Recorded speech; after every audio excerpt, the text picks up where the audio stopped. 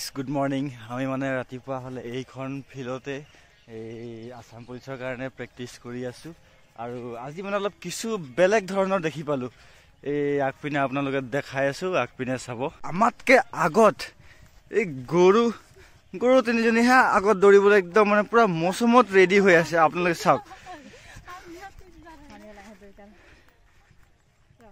কিছু মানে অলপ বেলেগ ষ্টাইলত একদম মানে কিছু বেলেগ ধৰণত একদম মানে এটা মৌচুমত মানে ৰখি আছে জানিবা আৰু এতিয়া মানে আৰু এই ৰেডি হৈ আৰু 100 মিটাৰৰ পিছত যাবই আৰু